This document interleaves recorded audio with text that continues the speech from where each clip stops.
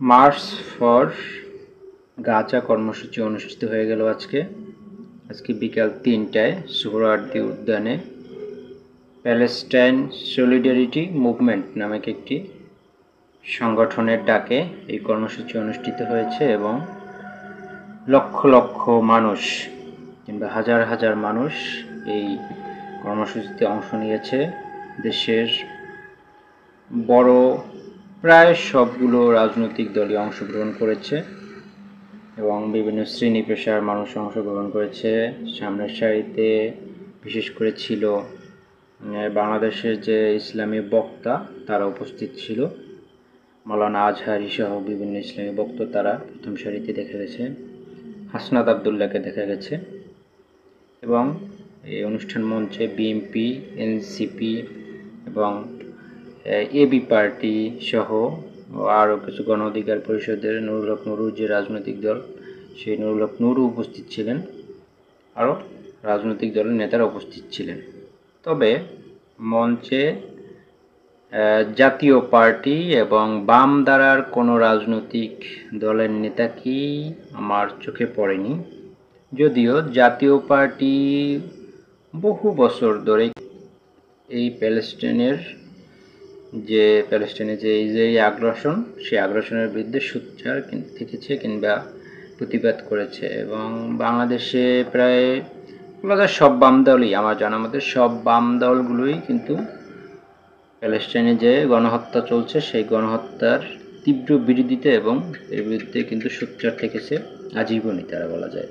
CPB সহ যে রাজনৈতিক দলগুলো আছে, সিপিবি বিশেষ করে আমার যে বয়স, আমার জন্মলগ্ন থেকেই প্রায় দেখেছি সিপিবি সবসময় ইসরায়েলি আগ্রাসন কিংবা ফিলিস্তিনের উপর যে ইসরায়েলের আগ্রাসন কিংবা আমেরিকার যে আগ্রাসন, সেগুলোর বিরুদ্ধে সবসময় সোচ্চার ছিল, কিন্তু তাদের কাউকেই এই মঞ্চে দেখা যায়নি। যদিও যারা এই আয়োজক কিংবা এনসিপি কিংবা যারা আয়োজন করেছে এটা কিংবা আয়োজনের বড় অংশীদারগুলো, তারা আসলে দাবি করছে যে দেশের সব রাজনৈতিক দলগুলো এখানে উপস্থিত থেকেছে এবং এটা বাংলাদেশ ঐক্যবদ্ধ, এরকম বিভিন্ন কথা বলছেন। কিন্তু যদিও এটা ঐক্যবদ্ধ না সেটা বোঝা যাচ্ছে, কারণ এই বামরা এখানে উপস্থিত নাই।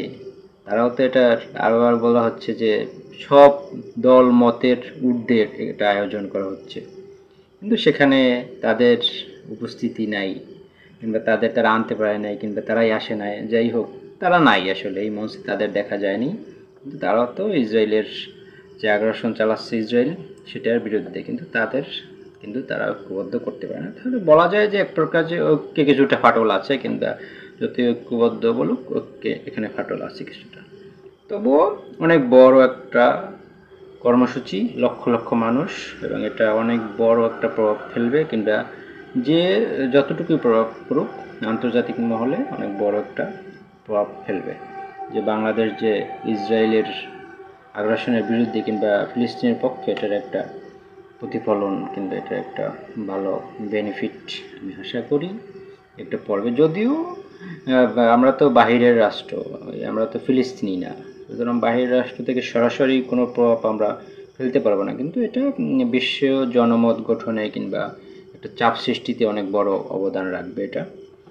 যাই হোক, আজকের বড় একটা আয়োজন হয়ে গেল এবং যারা এটার আয়োজন করেছে তারা আসলে অবশ্যই এটার আসলে প্রশংসার দাবিদার, কিংবা যারা এখানে হাজার হাজার মানুষ অংশগ্রহণ করেছে, এটা অবশ্যই ভালো দিক এবং এটা অনেক বড় একটা প্রতিবাদ হয়ে গেল।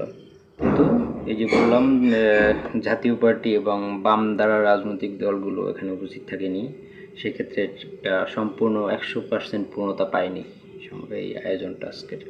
যদিও জাতীয় পার্টি নিয়ে অনেকের থাকতে পারে যে জাতীয় পার্টি আওয়ামী লীগের দোসর ছিল, সেটা বাদ দিলাম, কিন্তু জাতীয় পার্টি ছাড়া যে বাম দ্বারা রাজনৈতিক দলগুলো ছিল, তারা তো আসলে বিপ্লবেরই অংশীদার, তারাও অনেক বড় অংশীদার, কিন্তু তাদের তো আসলে ডাকা যেত কিংবা তাদের উপস্থিতি যদি থাকতো তাহলে আসলে 16 কলায় পূর্ণ হয়ে যেত, কিংবা বড় একটা যে দলমত ধর্ম বর্ণ নির্বিশেষে সবাইকে আমরা উপস্থিত রাখতে পেরেছি, কিংবা সকল মতের রাজনৈতিক মতাদর্শের উপস্থিতি এখানে ছিল।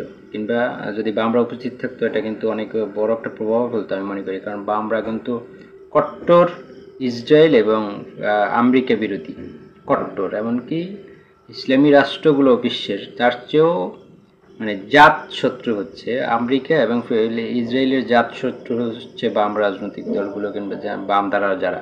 সুতরাং তাদের যদি উপস্থিতি দিয়ে একজন নেতাকে থাকতো এখানে, তাহলে আসলে এটা বিশ্বের মিডিয়ায় কিংবা বিশ্ব রাজনীতিতে একটা ভালো একটা প্রভাব ফেলতে বলে আমি মনে করি, কিন্তু সেটা তারা পারে না। এটা হয়তো তাদের ব্যর্থতা কিংবা তারা হয়তো আসে না, যাই হোক।